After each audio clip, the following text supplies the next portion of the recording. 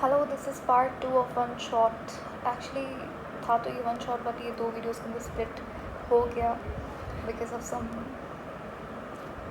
Technical issue. I don't know किस तरीके से वो क्लिप्स जो वो स्प्लिट होगी। Anyways let's begin. मैं इसे कंबाइन वैसे कर सकती थी, but I thought that it's okay. हमने एक्चुअली आज डिस्कस करना है प्लांट एवोल्यूशन, बेसिकली फाइलोजेनी के बारे में। ठीक है, फाइलोजेनी क्या होती है मैं पहले आपको बता चुकी हूँ, यानी कि जब वो ब्रांच है ये बायो की, साइंस की, जहाँ पे आप ये पढ़ते हो कि एक ऑर्गेनिज्म का दूसरे ऑर्गेनिज्म के साथ क्या एवोल्यूशन होते वक्त रिलेशनशिप रहा होगा। और सिंपल करके समझता है कि जैसे होमोसेपियंस है, तो होमोसेपियन का मंकी के साथ क्या रिलेशनशिप था, या इवन बर्ड्स के साथ क्या एवोल्यूशनरी रिलेशनशिप रहा है हमारा। तो ये सारी चीज़ें जो है ये हम फाइलोजेनी के बारे में, फाइलोजेनी के अंदर डिस्कस करते हैं। अगर हम बेसिक से बात करें तो देखो, according to big bang theory universe formation हुई थी कुछ hundreds of billion years ago. यहीं पे अगर हम बात करें प्लैनेट अर्थ कब बना था, तो 4 पॉइंट कुछ अभी इस डेट से 4.5 बिलियन ईयर्स अगो अर्थ फॉर्मेशन हुई थी। ठीक है, अर्थ के बनने के 1 बिलियन ईयर बाद पहली बार लाइफ फॉर्मेशन हुई थी अर्थ पे। ठीक है, क्योंकि अब 1 बिलियन ईयर का टाइम क्यों लग गया है, वो इसलिए क्योंकि देखो जब पहले अर्थ फॉर्मेशन हुई तो जब प्लैनेट अर्थ पहली बार यूनिवर्स हमारे जो सोलर सिस्टम के अंदर आया, तब अर्थ के ऊपर बहुत ज़्यादा एक्सट्रीम कंडीशंस थी। जैसे टेम्परेचर बहुत एक्सट्रीम था, बहुत ज़्यादा एक्सट्रीम टेम्परेचर था, पीएच बहुत एसिडिक था, बहुत ज़्यादा रेडियो एक्टिव वेस्ट थे, रेडिएशन बहुत ज़्यादा थी, गैमा रेज जैसी खतरनाक रेज थी, तो इसीलिए लाइफ फॉर्मेशन नहीं हुई। अब लाइफ फॉर्मेशन कुछ 3.5 बिलियन ईयर्स पहले हुई। ठीक है, ये दो नंबर्स आपको याद होने चाहिए। आपको बहुत जगह पे ये चीज़ें मेंशन, ये 2 नंबर्स आपको देखने को मिलेंगे। ठीक है, तो हमें पता है कि पहले ऑर्गेनिजम्स, दुनिया में सबसे पहले ऑर्गेनिजम्स कौन से थे? प्रोकैरियोट्स थे। सबसे ज़्यादा प्रिमिटिव ऑर्गेनिजम्स प्रोकैरियोट्स थे। यहीं पे अगर आपसे पूछा जाए कि दुनिया में सबसे पहले आने वाले ऑक्सीजन फॉर्मिंग ऑर्गेनिजम्स कौन से थे, तो वो थे साइनोबैक्टीरिया, यानी कि वो ऑर्गेनिजम्स जिन्होंने ऑक्सीजन इन्वायरमेंट यानी कि एटमॉस्फेयर के अंदर डाली, तो वो साइनोबैक्टीरिया थे। उसके बाद अगर हम बात करें प्लांट्स की, ठीक है, तो प्रोकैरियोट्स आए। प्रोकैरियोट्स के बाद हमारे पास देखो 5 किंगडम है ना, तो पहले मोनेरा के ऑर्गेनिजम्स आए, फिर मोनेरा से इवॉल्व होकर प्रोटिस्टा के मेंबर्स आए, प्रोटिस्टा ग्रुप आया। प्रोटिस्टा के बाद हमारे पास फंजाई, प्लांट्स, एक्चुअली प्लांट्स पहले आए थे, फिर एनिमल्स। ठीक है, ये सारी बातें आपको क्लियर है। अब देखो दुनिया में ये चीज़ मैंने पार्ट 1 के अंदर भी मेंशन की थी वन शॉट के प्लांट्स दुनिया में सबसे पहले लैंड ऑर्गेनिजम्स थे। ठीक है, plants were the first land animals. Why am I saying animals, I am so sorry, animals नहीं, बिल्कुल गलत हो जाएगा भाई। एनिमल्स कहाँ से हो गए? पौधे। प्लांट्स दुनिया में सबसे पहले फर्स्ट लैंड ऑर्गेनिजम्स थे। ठीक है,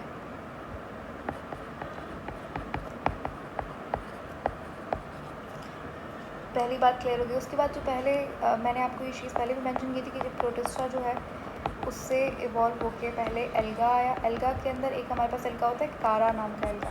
कारा is the most closest alga with plants. इस कारा से ही ऐसा हाइपोथेसिस है कि इस कारा से इवॉल्व होके हमारे पास पहले एक्वाटिक एंड प्लांट्स बने। ठीक है, फिर यही प्लांट्स हमारे पास पहले लैंड प्लांट्स बने। जो पहले लैंड प्लांट्स थे वो कौन से थे? वो ब्रायोफाइट्स थे। ठीक है, ब्रायोफाइट्स का मतलब क्या है? Non vascular plants. फिर ब्रायोफाइट्स से इवॉल्व होकर ट्रैक्योफाइट्स बने, फिर ट्रैक्योफाइट्स से ही नॉन स्पर्मेटोफाइट्स बने, फिर स्पर्मेटोफाइट्स बने, फिर जिम्नोस्पर्म आया, फिर एंजियोस्पर्म्स आए। ठीक है, तो ये सारे हमारे पास क्लासिफिकेशन के अंदर हमने ये चीज़ें डिटेल में डिस्कस की थी। अच्छा, तो कहने का यहाँ पे एक चीज़ आप नोट कीजिएगा, वो ये कि जब एक्वेटिक प्लांट लैंड के ऊपर आए, यानी कि जब प्लांट्स पानी से ज़मीन के ऊपर आए, तो इनकी बॉडी के अंदर बहुत सारे चेंजेस आए होंगे, बहुत सारी अडेप्टैशंस इन्होंने अडेप्ट की होंगी, तभी जाके ये लोग लैंड के ऊपर सर्वाइव कर सके। ठीक है, ऐसा ही एनिमल्स को भी अगर आप देख लो तो पहले फ़िश थी, ठीक है, फ़िश इवॉल्व होकर कन्वर्ट हुई किसके अंदर, हमारे पास एम्फीबियंस के अंदर, फिर एम्फीबियंस से रेप्टाइल्स बने, रेप्टाइल्स से मैमल्स एंड देन बर्ड्स वगैरह। तो रेप्टाइल के अंदर भी चेंजेस आए, एम्फीबियंस के अंदर चेंजेस आए, तो एम्फीबियन से अच्छे फिर रेप्टाइल्स बने, ठीक है, ज़्यादा जो एनवायरनमेंट के अंदर अच्छे से रह पाएँ, ठीक है, एफिशिएंट ऑर्गेनिजम्स एक से एक होके इवॉल्व कर, जैसे ब्रायोफाइट्स हैं। तो पहले तो अब जैसे एक्वेटिक से ब्रायोफाइट्स बने, तो ब्रायोफाइट्स के अंदर वेस्कुलर बंडल्स ही नहीं थे, लेकिन जब ब्रायोफाइट्स से ट्रैक्योफाइट्स बने तो उनके पास वेस्कुलर बंडल्स थे। तो ये जो एवोल्यूशन है, इसके अंदर बहुत सारा पॉजिटिव चेंज आता है ऑर्गेनिज्म के अंदर। और एवोल्यूशन होती क्यों है, उसका कुछ भी रीज़न हो सकता है। उसमें से सबसे पहला रीज़न ये कि इन्वायरमेंट के अंदर अच्छे से एफिशिएंटली अडेप्ट करने के लिए एवोल्यूशन होती है। ठीक है, जैसे कहा जाता है कि जो मंकीज़ थे वो चलते तो वो अपने 4 लिम्स के ऊपर चलते थे, 4 पाँव के ऊपर, लेकिन जब उन्हें किसी पेड़ से, किसी ऊंची जगह से कोई चीज़ उतारनी होती थी क्लाइंब करने के लिए या किसी भी और वजह से, तो उन्हें अपने 2 लिम्स का ज़्यादा इस्तेमाल करना पड़ता था। तो टाइम के साथ साथ उनकी बॉडी के अंदर कुछ ऐसे चेंजेस आए, वेरिएशंस आई, और उनकी बॉडी के अंदर क्या हुआ, अच्छा म्यूटेशंस भी आप इन्हें कहते हो, कुछ म्यूटेशंस आई जिनकी वजह से एवोल्यूशन हुआ। तो अपने ऊपर वाले 2 लिम्स का उन्होंने इस्तेमाल करना छोड़ दिया। ठीक है, उनसे वो लोग सिर्फ चीज़ें होल्ड करते थे, चलने के लिए वो सिर्फ अपने लोअर लिम्स 2 लिम्स का इस्तेमाल करते थे। तो इस तरीके से ह्यूमन बीइंग के अंदर भी आप देखो तो हम लोग ऐसा नहीं हम लोग 4 अपने लिम्स को नीचे रख के फिर चलते हैं, no, we only use our 2 limbs, जो कि जिन्हें हम लोग लेग्स बोलते हैं, लोअर लिम्स को इस्तेमाल करते हैं। ठीक है, तो ये जस्ट एग्जाम्पल था।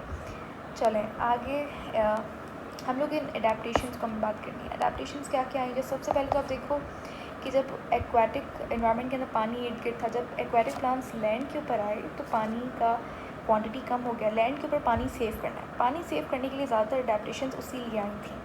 सबसे पहले इनके अंदर क्यूटिकल फॉर्मेशन हुआ, इनके लीफ के ऊपर एक वैक्सी लेयर आ गई जिन्हें कहा जाता है क्यूटिकल। क्यूटिकल का काम होता है वाटर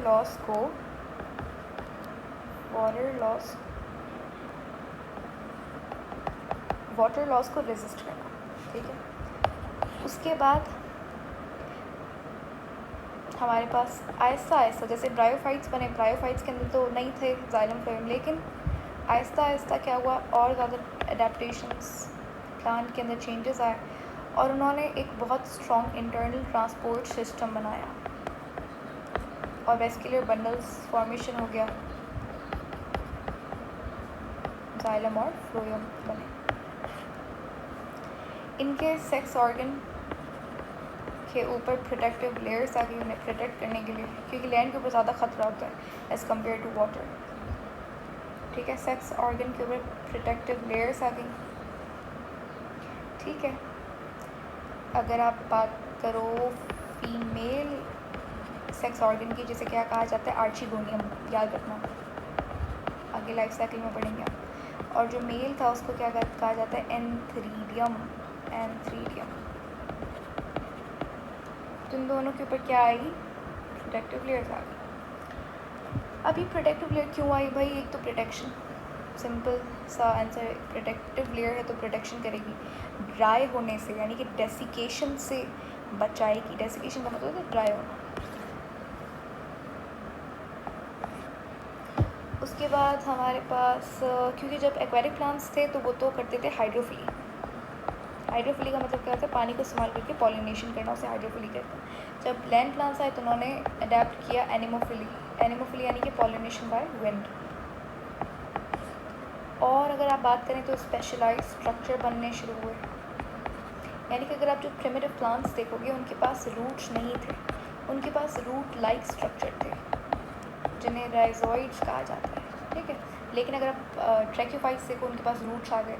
इसी तरीके से लीव्स भी नहीं होते ब्रायोफाइट्स के पास, क्योंकि ब्रायोफाइट्स प्रिमिटिव है, ब्रायोफाइट्स से आगे जाके ट्रैक्योफाइट्स बने। तो लीव्स नहीं थे उनके पास, लेकिन आगे आने वाले जैसे जैसे प्लांट इवॉल्व हुआ तो लीव्स आने शुरू हो गए। जो वेस्कुलर प्लांट्स होते हैं उनकी साइज़ बड़ी होती है एज़ कम्पेयर टू ब्रायोफाइट्स की। ब्रायोफाइट्स की साइज़ छोटी होती है, क्योंकि देखो ना, जाइलम तो है नहीं। अगर इनकी साइज़ टॉल होगी तो पानी इतना ऊपर जाएगा कैसे, लीव्स के ऊपर कैसे जाएगा। ठीक है, तो वक्त के साथ साथ साइज़ भी इंक्रीज़ हुआ, बड़े बड़े ट्रीज़ फॉर्मेशन हुए। पहले जो प्लांट्स आए थे दुनिया में वो थे ब्रायोफाइट्स, तो लैंड के ऊपर। ब्रायोफाइट्स होते हैं मॉसेस, छोटे उससे प्लांट्स होते हैं इस तरीके से। जैसे ये लैंड है तो बस इतनी उनकी लेंथ होगी, इससे बढ़कर नहीं, क्योंकि उनके पास टिश्यू नहीं है, जाइलम नहीं है। तो अगर बड़े हो भी गए तो यहाँ तक पानी कैसे पहुँचेगा, क्योंकि जाइलम नहीं है। ठीक है, लेकिन वक्त के साथ साथ ट्रैक्योफाइट्स की साइज़ इंक्रीज़ हुई, वेस्कुलर बंडल आया तो साइज़ इंक्रीज़ हुई। तो ये कुछ अडेप्टेशंस थी। ठीक है, अच्छा, एक और चीज़ मुझे आपको जो मेंशन करनी थी, मैंने आपको कारा का भी मेंशन किया था। कारा क्या है? एल्गा है, एक फ्रेश वाटर एल्गा है जो कि बहुत क्लोजली रिलेटेड है प्लांट्स से। कहा ऐसा जाता है कि कारा से ही इवॉल्व होकर एक्वाटिक प्लांट्स बने। अब दोनों में सिमिलैरिटीज़ क्या हैं?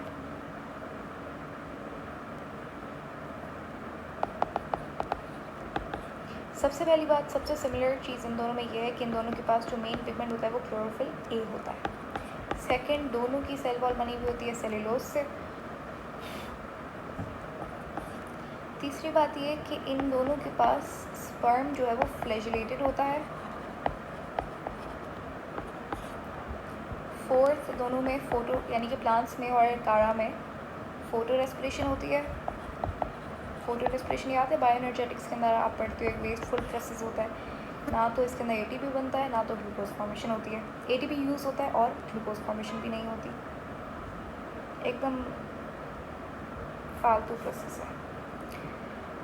अच्छा, उसके बाद और क्या इनमें सेम सिमिलैरिटीज़ थी? एक तो इन दोनों में फ्रेगमोप्लास्ट फॉर्मेशन होती है। बहुत सारी सिमिलैरिटीज़ थी। फ्रेगमोप्लास्ट समझना क्या होता है? जब हमारे पास प्लांट, समझ लीजिए प्लांट सेल है, ये माइटोसिस कर रहा है, ये कैरियोकाइनेसिस हो गया, न्यूक्लियस 2 हिस्सों में डिवाइड हो गया। उसके बाद साइटोकाइनेसिस होता है। जब साइटोकाइनेसिस होता है प्लांट सेल के अंदर तो एक इस तरीके से यहाँ पे एक लेयर बनती है।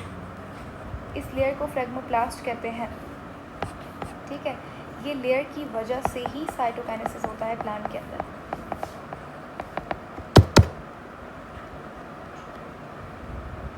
ये लेयर जो बनी हुई होती है वो किससे बनी हुई होती है? मिडिल लैमेला से। ठीक है,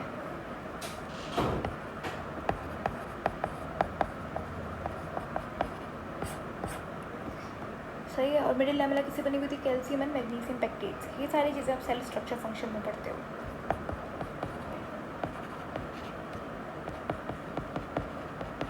फ्रेगमोप्लास्ट का फ़ायदा क्या है? फ़ायदा ये है कि भाई जब साइटोकाइनेसिस होता है तो अच्छे से 2 सेल डिवाइड हो जाते हैं।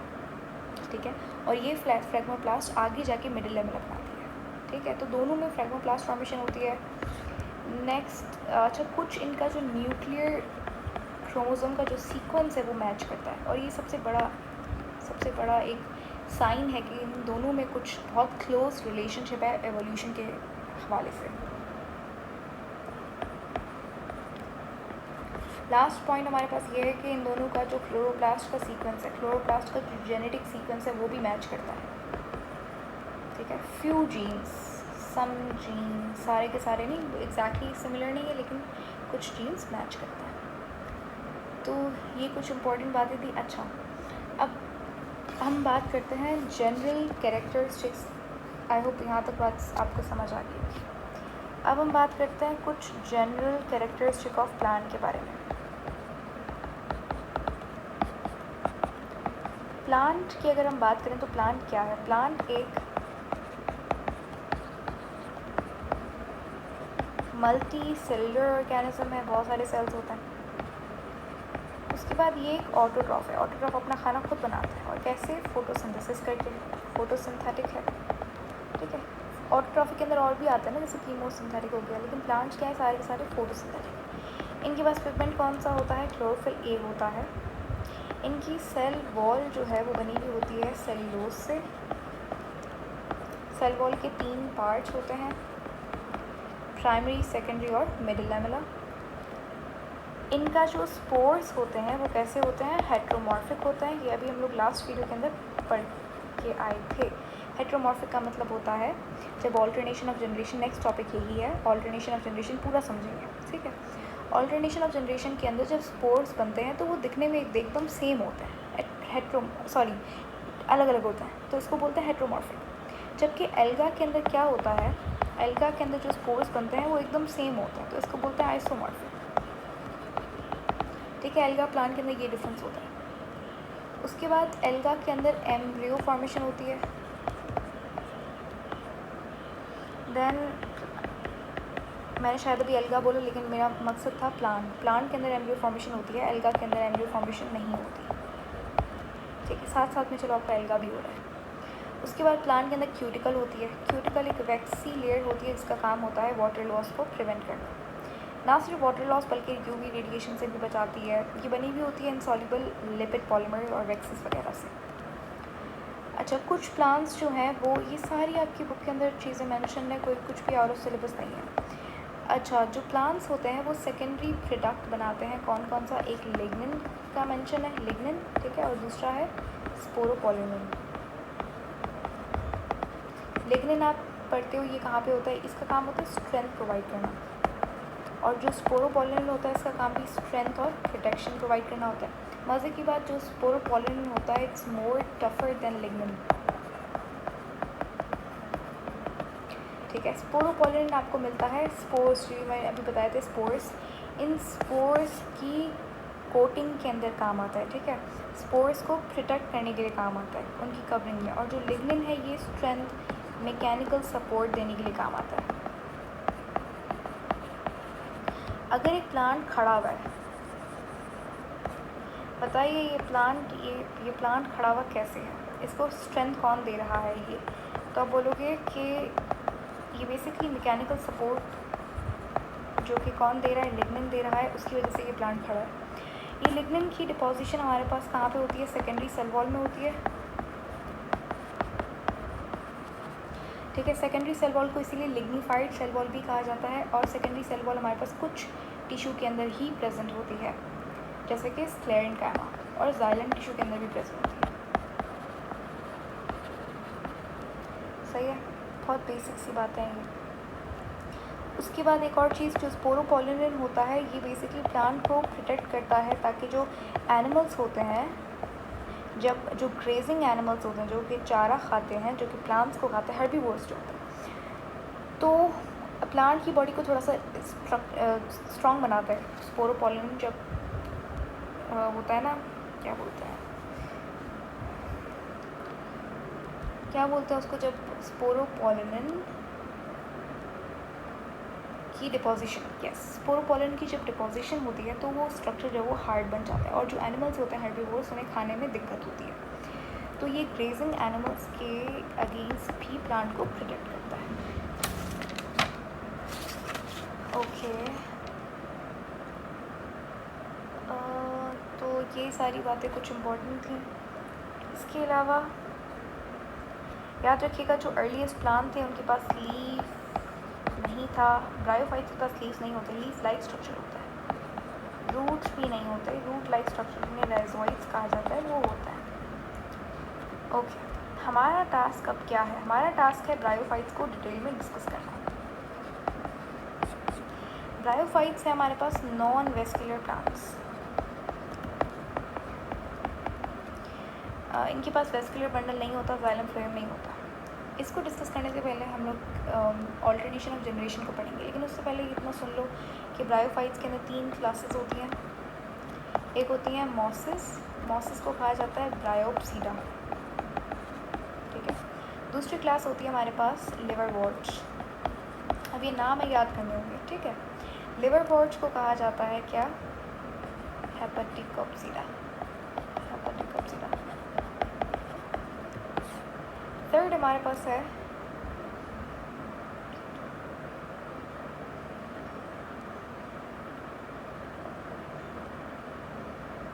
थर्ड कौन सा है, हॉर्नवॉर्ट्स।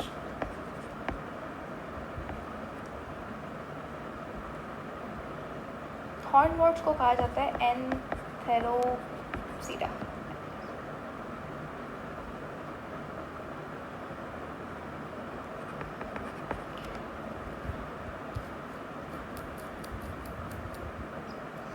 तो ये 3 क्लासेस होती हैं ब्रायोफाइट्स के अंदर। अब हमारा टॉपिक है ऑल्टरनेशन ऑफ जनरेशन।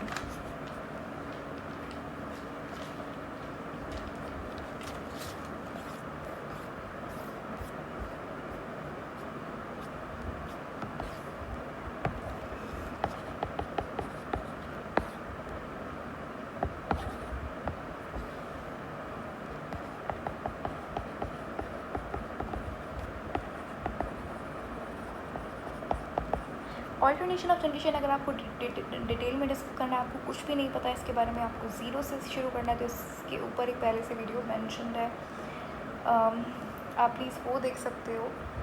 ठीक है, मतलब आपको थोड़ा बहुत आइडिया होना चाहिए, क्योंकि मैं आपको इतना ज़्यादा डिटेल में यहाँ पे शायद उसे ना डिस्कस कर पाऊँ। एनीवेज, ऑल्टरनेशन ऑफ जनरेशन किसे कहते हैं? एक डिप्लॉयड ऑर्गेनिज्म का कन्वर्ट होना हैप्लॉयड में और वाइस वर्सा।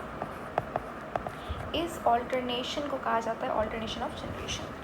एक प्लांट की जो ज़्यादातर प्रिमिटिव प्लांट्स थे, उनकी एक लाइफ साइकिल कंप्लीट होती थी जब एक हैप्लॉयड डिप्लॉयड में, डिप्लॉयड हैप्लॉयड में कन्वर्ट होता था। ठीक है, इसको आप इसकी डेफिनेशन में यहाँ पे लिख रही हूँ, लेकिन उससे बाद में समझेंगे। The change of diploid sporophyte, अब ये स्पोरोफाइट क्या है समझते हैं, टू हैप्लॉयड गैमेटोफाइट जनरेशन, और इसी का उल्टा, इस प्रोसेस को कहते हैं ऑल्टरनेशन ऑफ जनरेशन। अब कॉन्सेप्ट पे आओ।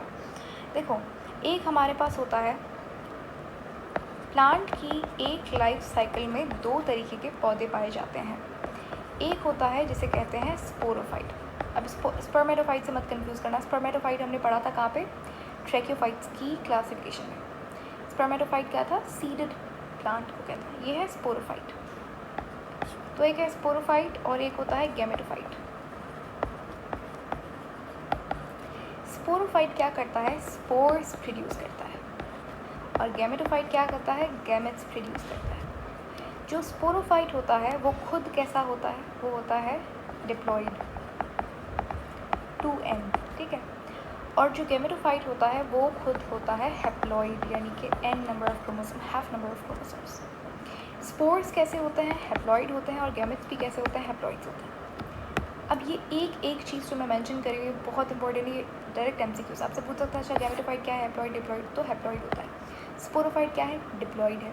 गैमेट्स क्या है? हैप्लॉइड, और स्पोर्स भी क्या है? हैप्लॉइड। गैमेटोफाइट क्या करेगा तब जाके हैप्लॉइड गैमेट बनेंगे? तो इसके अंदर होती है माइटोसिस, ठीक है।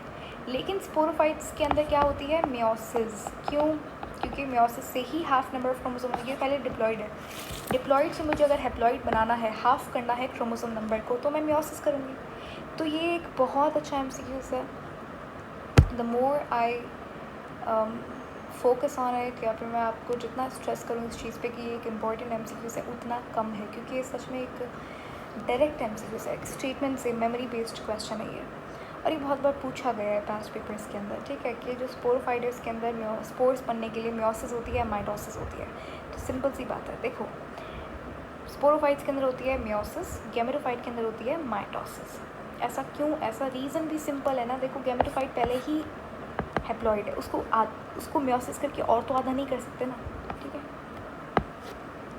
तो ये आपको चीज़ें याद रखनी है। तो अब होता क्या है कि स्पोर्स से बनता है गैमेट्स, और गैमेट्स से बनते हैं स्पोरोफाइट्स। नहीं, ऐसे नहीं, इस तरीके से समझता है इसको, कि इन दोनों का आपस में चेंज होना, इसको बोलते हैं ऑल्टरनेशन ऑफ जनरेशन। और ये जो एक साइकिल होती है, इसको बोला जाता है वन कंप्लीट साइकिल कंप्लीट हो गई अपना प्लांट की। अब ऐसा होता क्यों है? बेसिकली ये भी एक एडेप्टेशन है, मैंने वहाँ पे मेंशन नहीं किया एडेप्टेशन में, लेकिन ये भी एक एडेप्टेशन है टू लिव ऑन लैंड। अच्छा, अब कुछ प्लांट्स के अंदर क्या होता है? स्पोरोफाइट जनरेशन डोमिनेंट होती है, और कुछ के अंदर क्या होता है? गैमेटोफाइट जनरेशन डोमिनेंट होती है। डोमिनेंट होने का मतलब ये है कि लॉन्ग लिव्ड होती है, ज़्यादा रहती है, उसके अंदर फोटोसिंथेसिस होता है, ठीक है, वो डोमिनेंट होती है, सही है। अगर बात करें ब्रायोफाइट्स की, तो ब्रायोफाइट्स जो हैं उनके अंदर गैमेटोफाइट जो है वो, गैमेटोफाइट जनरेशन क्या है? डोमिनेंट है। और आप आगे जाके ट्रैक्योफाइट्स पढ़ेंगे। ट्रैक्योफाइट्स के अंदर स्पोरोफाइट जनरेशन, ये भी एमसीक्यूज है, इसके अंदर स्पोरोफाइट जनरेशन डोमिनेट होती है। अब मैं यहाँ पे आपको साइकिल बना के समझाती हूँ होता क्या है। देखो मेरे पास एक गैमेटोफाइट प्लांट है। अब आप मेरे साथ बोलो, रिपीट आफ्टर मी। गैमेटोफाइट क्या है? n नंबर ऑफ क्रोमोसोम्स होता है इसके अंदर, ठीक है। गैमेटोफाइट के अंदर क्या होता है? माइटोसिस होता है। चलो माइटोसिस हो गया। माइटोसिस से क्या होता है? गैमेट्स बन गए। चलो गैमेट्स बन गए। गैमेट्स होते हैं हैप्लॉइड, एक होता है फीमेल गैमेट, एक होता है मेल गैमेट। फिर फीमेल मेल गैमेट की क्या होती है? फर्टिलाइजेशन होती है। फर्टिलाइजेशन होने के बाद एक ज़ायगॉट बनता है, और ज़ायगॉट कैसा होता है? डिप्लॉइड होता है, 2n। अब जब ये ज़ायगॉट मैच्योर होगा तो ये बन जाएगा एक स्पोरोफाइट। तो आप देख रहे हो गैमेटोफाइट से बन गया स्पोरोफाइट, ठीक है। अब ये स्पोरोफाइट क्या है? ये डिप्लॉइड है। इसके अंदर क्या होती है? मेयोसिस होती है। मेयोसिस से क्या बनते हैं? स्पोर्स बनते हैं। स्पोर्स कैसे होते हैं? हैप्लॉइड होते हैं। अब जब ये स्पोर्स डिस्पर्स होते हैं और जाके एक पर्टिकुलर सही जगह पे जर्मिनेट होते हैं, तो ये बनाते हैं क्या? गैमेटोफाइट।